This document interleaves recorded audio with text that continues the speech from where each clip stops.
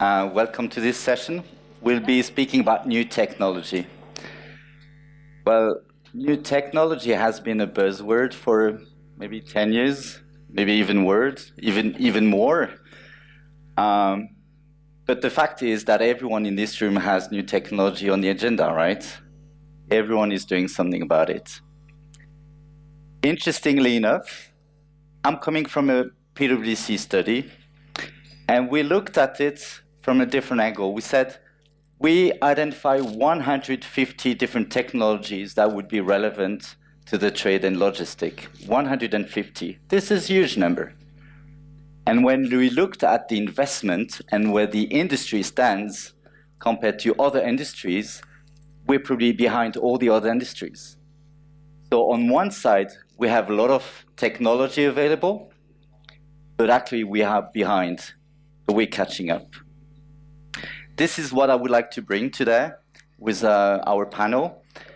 And we would like to structure the discussion in 3 different dimensions. We would like to first describe what happens in the industry, what works today, what some of the companies are doing today and works well. This is one. And the takeaway from that session is for each of you going back to the office on Monday to tell your board or tell your staff and say, well, we're pretty much in line, we're behind, we're ahead. So first is describe what we have. Second part is the vision. Where do we, as a panel, see the future? In 3 years, 5 years. What are we doing in terms of innovation to go to next mile? If you go to a board, what is the vision you want to give to your company or to your teams? And the last piece is how to get there. What are the challenges?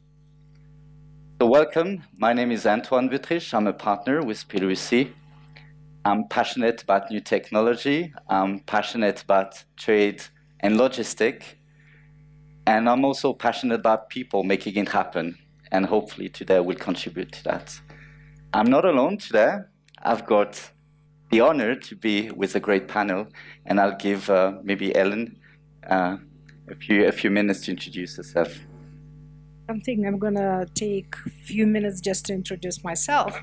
My name is Helen Teplitskaia. I'm an advisor to the chairman and CEO of Sberbank. Sberbank is the largest bank of Central and Eastern Europe. We have around 151 million clients in 20 countries, 300,000 employees.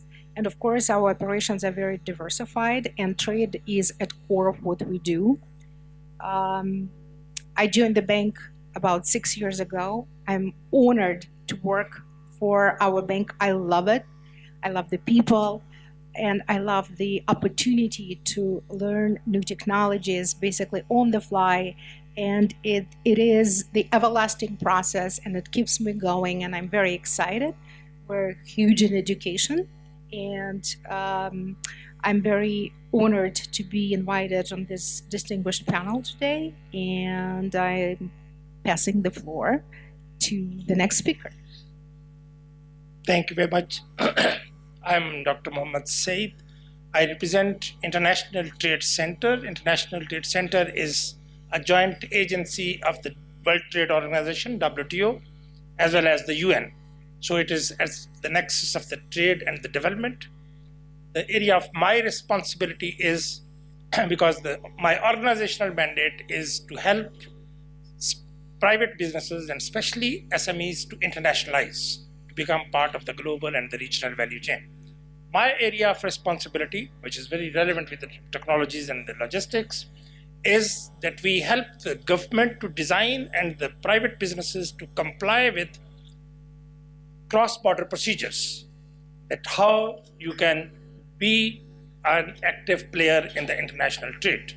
And with this advent of technology, as the technology is impacting not only the way we trade, it is also impacting the way the regulatory compliance challenges are being faced by these technology companies, and probably more than regional, I will be bringing you the global perspective, which is equally applicable to the region. Looking forward to that. Thank you. Saeed. Hello. Good afternoon. My name is Ziyang I'm from the World Economic Forum. So the hosting away. So we're welcome to you to Davos and hope your week is going well so far. I'm the head of digital trade at the forum based in San Francisco at the new Center for the Fourth Industrial Revolution, where we look at emerging technologies and the gap between technologies and policies and regulation. And particularly, I lead a project called the Trade Tech. So we actually officially launched the initiative yesterday at the forum event. We had the participants, everyone from UPS to Visa to the World Customs Organization to Trade Union. Integral Petroleum was also invited as well. So this is very, very much in my domain. I'm very looking forward to discussing impact of technologies on trade. Thank you. Hello, everybody. Good evening to everybody. My name is Aamir. And I am CEO of a new startup company called Caspian Container Company. And basically, we are trying to shift the conventional way of shipping in and out of Caspian region. And we are just starting 6 months. And the idea is for us to shift the trade and facilitate the trader like any other country in Caspian as well to come from bulk shipments and shift to containerized shipment. So this is the idea. I would like to speak more about it, but when it's my turn. But thank you very much, and I'm really honored to be part of this panel. Thank you. Thank you, Aamir. So I'll start with the first question, and I will direct that question to you, Ziyang. You've been studying trade and logistics for a few years, globally, around the globe. But in particular, now you're working even more with Azerbaijan on specific projects. So what is your view? What is working today in terms of commodity trading, logistic? What is your view on the world? Oh, thank you. So as I mentioned, we launched this initiative called the Trade Tech. The idea is that technologies are changing trade faster than rules and businesses can adapt. When we talk about trade right now, if you just open any newspapers, it's about tariff, right? It's super, super important, major issue. But I think at the same time, technologies will have as much an impact on trade going forward for the next decades, not just a decade, decades. So that's what we work on. And I think the reason is why is if you look at the technology, if you look at other industries, in a way, the lower hanging fruits have been picked off already, right? Whereas, trade and logistics, because there's a certain barrier, you need to enter that. You can't just, do a startup on trade like this. Actually, personal story, I used to work at Airbnb before I joined the forum. I was a lawyer there. And if you look at Airbnb, obviously huge company, very successful.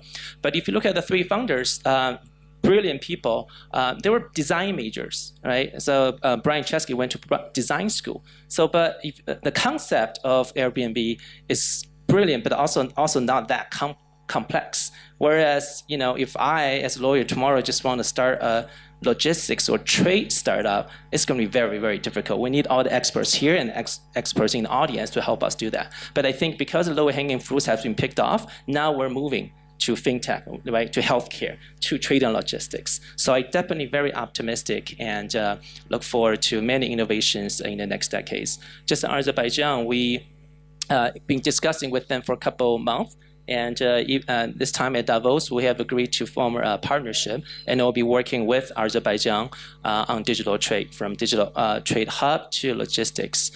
Also very excited about that.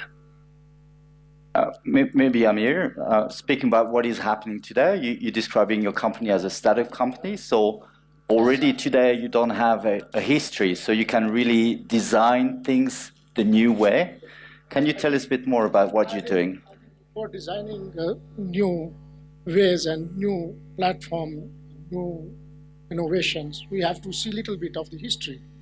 I mean, historically, logistics and shipping, they are very traditionalist people. They don't embrace technology as quick as others perhaps do. But lately, we are catching up as logistic industry because we are the one have lot of gains. But today, if you see the enormous amount of logistic movement from point A to Z, it would have not happened if technology was not there to facilitate the logistics. So it's either it can be tracking of containers, it can be tracking of your cargo on the click of the button, or getting new quote just using the app, and booking your cargo, and real-time seeing your movement of your cargo. You can plan your business very well, and also the cost effectiveness. So this is the background. So as long as how we see in future, of course, the future is very, very bright as far as technology involvement in logistics. I would say now autonomous trucks is just matter of time. Mr. Saeed will maybe help me to understand the regulation regarding that one, which is actually one of the issue. And then drones are coming up with the idea that the far-flung areas, landlocked hinterlands, you can have this drone where drone can carry the cargo and supply to the end user. So there's tremendous, I would say, light as far as technology involvement, new technology in the logistic business. So as far as we are concerned in Caspian, definitely we have, I would say that in trade within Caspian or out of Caspian, the biggest challenge is logistics. There's no other challenge than logistic. Here we have traders sitting who are trading from Caspian. Their biggest challenge is not the client, is the logistic, because when they add up the cost, they are no more competitive like other traders sitting on the open oceans, or near the open oceans.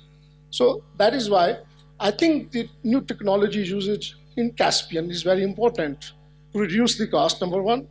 Number two, to bring transparency. Number three, it would help Caspian as a region to come up on the real map of the world trade. So this is my opinion, and then we continue. Thank you. Just getting back to you, and I'll direct that question to you, Helen. What I'm picking up from that conversation is you're telling technology is there. So now it's a question of investments, and it's a question of people mindset to adopt and transform.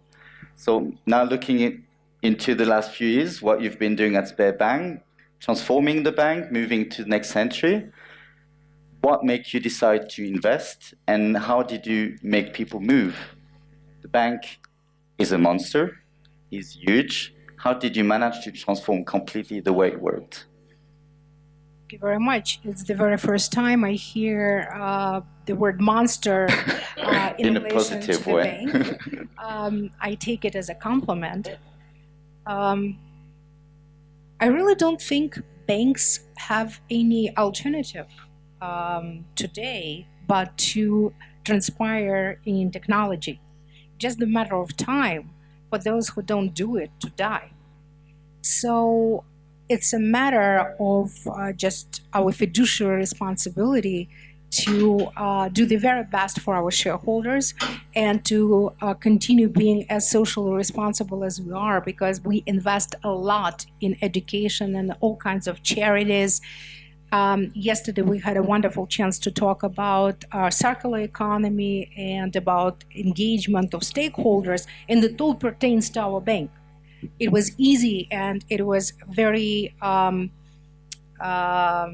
exciting for me to share this experience with you. Talking about trade, we have over 4 million corporate clients, and all of them trade. Somebody trades, if they're a manufacturer, or they might be a consulting firm, communications firm. Basically, as the largest bank in Central and Eastern Europe, not to say in Russia, indeed, we have to diversify, and trade is at core of actually our corporate business. We do have a subsidiary bank, which is Sberbank Switzerland. And I would not refer to it as a subsidiary. It's actually an independent entity. And it is focused on trade, financing commodity trading, and all kinds of corporate activities, because Switzerland is a commodity trading hub, and Russia is one of the major countries actually exporting raw materials. So there is a great fit, and we indeed use all kinds of technologies. I mentioned yesterday that we are the IT company with a banking license. This is true. But we also have several technology labs. We actively utilize drones. At the moment, we do it kind of somewhere on the pilot basis, but we do it on a more regular basis. We use robotics extensively. We have the robotics lab. We have amazing in-house technologies. We have tens of thousands of engineers that actually work for Sberbank. And robotics is indeed indispensable for logistics. We finance operations through the whole supply chain, and we use cutting-edge financial instruments like deferred payments, prepayments, all kinds of repo instruments, factoring, and it is unthinkable to do it without utilizing cutting-edge information technology, because being, without exaggeration, probably the major expert on managing risk in Russia in sense of trade, I'm not competing with Pricewaterhouse because we do it our own way in sense of knowing the clients, having the client database that we do, we can help mitigate risks. So basically, come to think of it, we are a one-stop shop and a major hub for the trade, and indeed we utilize cutting-edge technologies in every single aspect of trade that we touch. Thank you. Two things out of that. At some point you said you went a long way, so sometimes you open the doors. What were the biggest challenges you had to face? We spoke about regulation before. How did you tackle that challenge of opening doors towards new regulations, facing new needs in terms of regulations, possibly waiting for the regulator to give instructions? Well, first of all, we are a publicly traded company. We're traded on the London Stock Exchange and, of course, Moscow Stock Exchange, and ADRs are traded in United States by Bank of New York. So we must comply. We are fully compliant. And plus, we have Sberbank Europe in addition to Sberbank Switzerland, and Sberbank Europe in turn owns banks in, I think at the moment it's 9 countries of Central and Eastern Europe. So indeed, we have to be compliant with all the regulations in every single jurisdiction where we operate. On top of it, we of course keep our finger on the pulse to follow the trends for upcoming changes in the regulation. We do it for our own sake and we do it for our client, because actually we do act as a trade bridge. In every country that we operate and clients that we serve, we don't ever function just as a bank. We're a friend. Client is everything for us. And some of you might know that Sberbank is actually an ecosystem. So in addition to banking services, we provide a wide variety of services through the companies that we own. And it spreads from accounting, legal services, and variety of technologies like Sberbank Cloud, which is the cloud services. So indeed, we help our clients to open the doors in the markets where we own banks, first of all, and we keep our finger on the pulse, and we communicate. We participate in all kinds of events where government agencies participate, and if we hear something that we can share, we can add value to in the discussion, we openly voice our opinion. You're saying, and my next question is for you, Saeed. You said your role, and this is the reason why you changed your way of working, is to open the door and help your clients open the door to markets. So now coming to the regulator, the regulating body, how do you help your customer in all the market to be successful? What is coming? Thank you, Antoine. Let me take a step back and state something very obvious. One, currently, and this has been happening for the last 10, 15 years, that the technology is improving and expanding at a speed which at least my generation cannot cope with. Maybe the generation Y and Z can.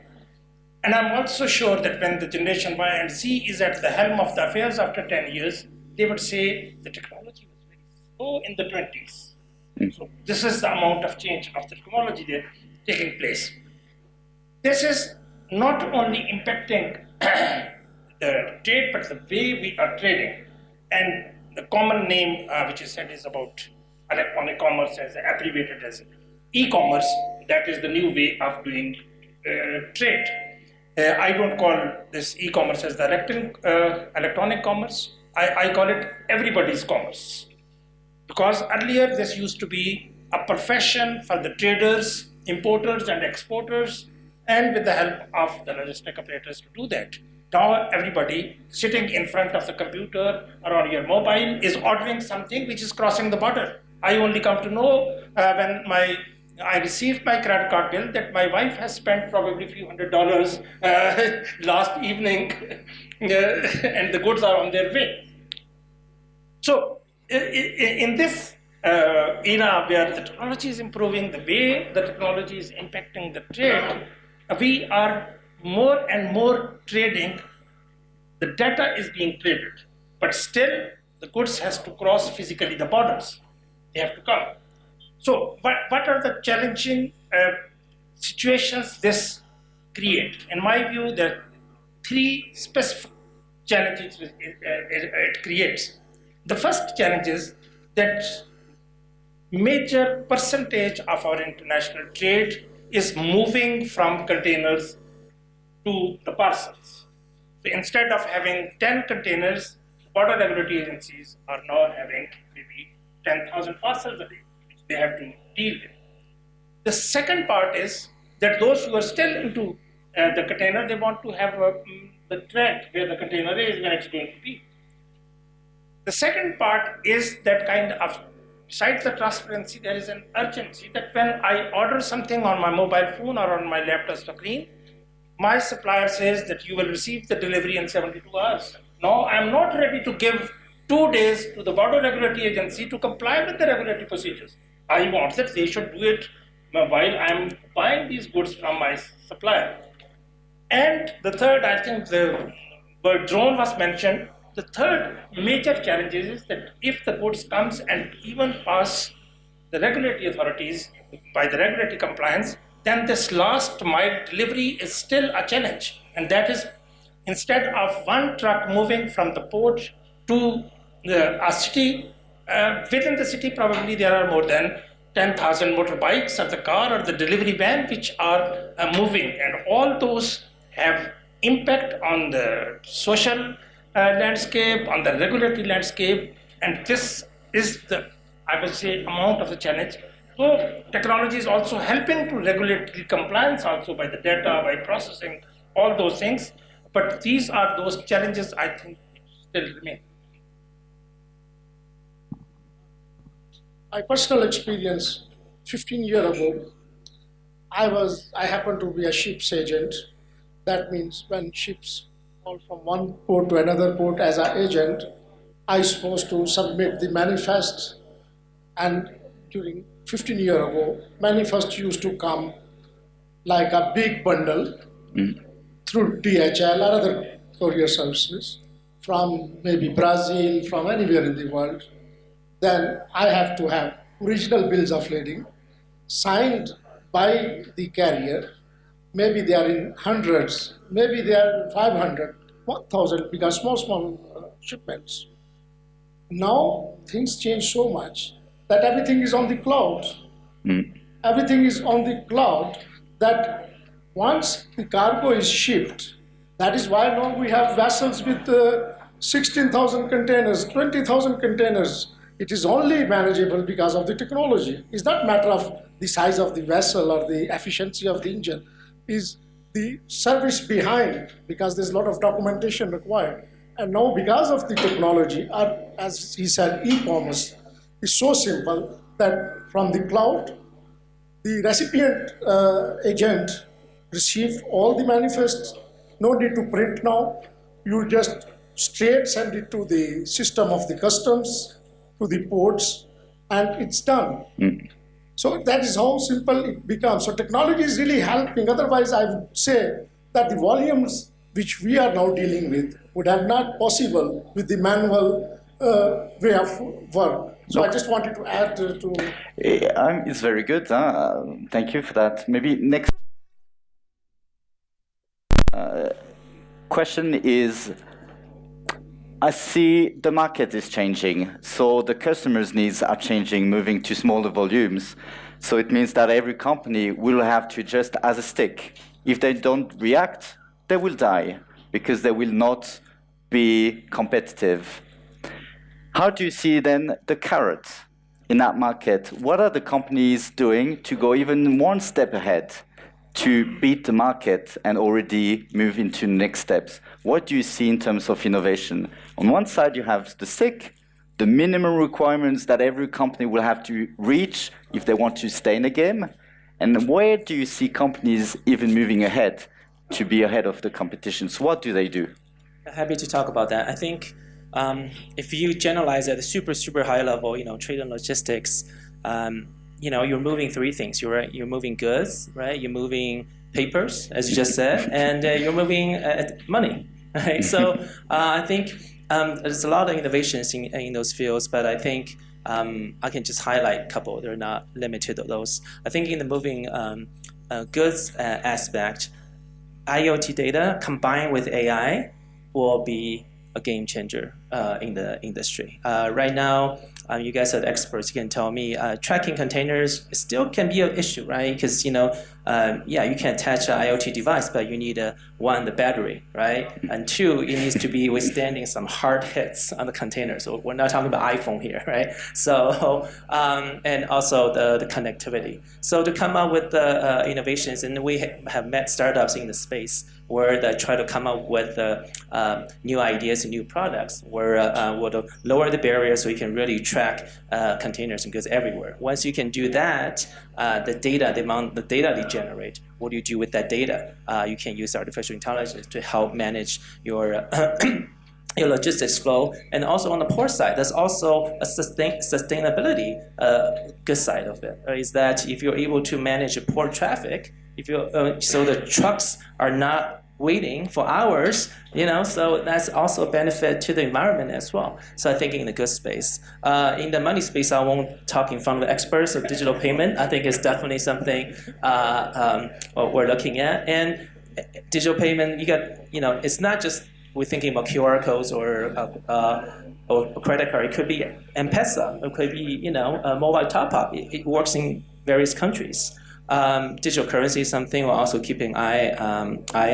And lastly, when it comes to moving papers, blockchain could definitely be an option. We have a project on the policy framework. I'm using blockchain for trade single window. And there's a project we've done with the Inter-American Development Bank. Actually, we're looking to expand that into Caspian region as well. So I think that's, in high level, what are some new innovations. But policies will still definitely be a challenge. And just last thing really quick, we Forum come up with the term, the fourth industrial revolution. Like, what does it mean? I think it really means that what we are experiencing nowadays, the technologies is different in scope, speed, and scale. Let me just give you one example that's related to trade and logistics. We just done a report on 3D printing. So if you hear about 3D printing 10 years ago, if you're a trade logistics company, you probably would not care that much, right? It seems like a little cool thing, you can print some toys or whatever, plastic thing. But in the future, if printing scales up, right, manufacturing will be local, what would be the impact be for the logistics, right? Naturally, you'd assume that there will be reduction in trade and logistics. But actually, another turn, that's actually not exactly the case. And based on our studies, that trade still happens.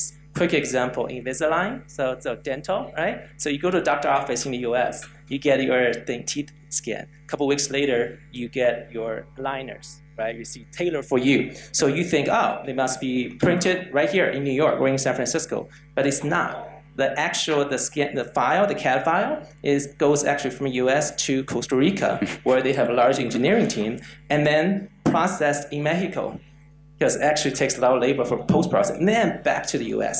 So trade still happens. And that's my example, right? 3D printing may reduce it, but not really, there are nuances. So I think that's why with new technology, especially new emerging technologies, one, you need to keep that in your mind. Okay, then, two, don't believe the hype, and three, do some real homework on whether that will impact you. Thank you. I'm now turning back to you. Sorry, had a couple go ahead. of things related to technology. You know, we don't realize that technology is actually in our everyday, every step of the way. Because I was listening to you and I thought, gosh, I didn't mention we have these robots counting coins, but we also have new technology for acquiring when you use your credit cards. And we count milliseconds because this is how we compete on how quickly we can process your payments. And this kind of relatively small things, like we have a video fixation. So when your goods are being carried, we can do the video fixation and the data comes to our cloud, to Sberbank cloud. So all of this is kind of one living organism, the ecosystem of the bank. And as I said, everything comes to trade, and it's, come to think of it, it's like the number of cells. I honestly don't know how many cells are in the body, but it's like where we go in sense of being engaged in technology development, not to fall behind, but be visionary and forward-looking. Thank you. Go ahead. I wanted to highlight one point, and that is that we are approaching and looking this probably not the whole landscape.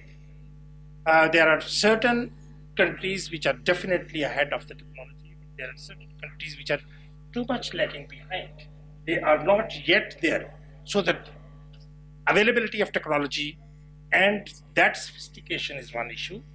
The second issue is that whether it is national regulatory policies or the global cooperation policy, they are falling behind the speed of the technology. That is another issue. And the third issue is that where these two things are present, still the mindset of those who are working on it has not evolved to the level that I have a more trust in the byte rather than on the paper. That is also still going on. And as you rightly said, what should be done? I think minimum three things we must ensure. First, that whatever the technology transfer take place in this international trade, there should be a legality of those transactions.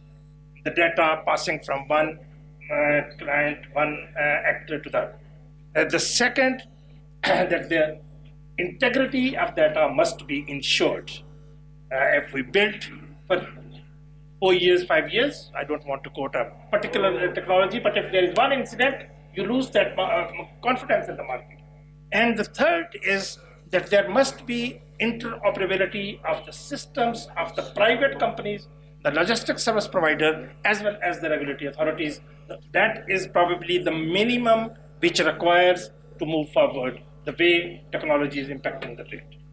Thanks, Saeed. You're actually anticipating my next point. I'd like to chip in just for a minute. just for a minute. What Mr. Saeed said is absolutely right. The problem comes with the legality of the documents because, mind you, we are logistic provider. We don't own the goods. So responsibility is very high.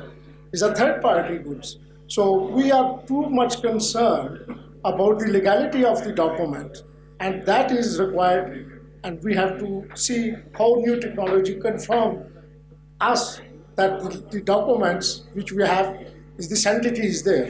So that is very important, and the legal aspect, as you mentioned. Thank you. Thank you. Thank you. So time has come to close the session. We'll be here in the next few minutes as well to answer any of your questions. But before we close, I would like to ask each of you just one key message. What is the one takeaway that each of you are taking from today's conversation? What is the one ask you would have for the future of trade and logistics? So up to you. If one of you can take, it's up to you. Yeah, go ahead. Well, for me, the basic thing is a it should be a balance between the technology and with the trade. You cannot have imbalance, because we are talking about logistics, we are talking about cargo, we are talking about money. So the balance has to be there. That is my message. Technology has to come. It is bound to come. We cannot stop it. But how we deal it, that is important. This is the message. Thank you. My message is that 2020 is a decade of trade tech. FinTech is a thing. Why not make trade tech a thing? And we welcome to work with all of you on that. Thank you. I have two mics, so I can say two things. I'll pass on this. Now, the one area, and that is that if we want, there has to be a thinking of the regulatory authorities, whether at the national level, whether at the international level, to think like businesses. Not to think like businesses, to conduct like businesses, and to embrace that the technology is the way forward. We have to adopt our procedure, because technology and the trade would never wait for our regulations to be adopted to it. I did mention we have a new trading platform which is called Biru, which is like I take. And we talk and think technology, but my takeaway is that technology is at core, but without trust and without human relations and chemistry between the parties, there will be no trade. So trust is at core as much as technology. This is my takeaway. Well, this is a fantastic conclusion. Technology is good, but nothing happens without people. So it's all down to us. So thank you, and have a great rest of the event, and see you soon. Thank you, all of you. Thank you very much. Thank you.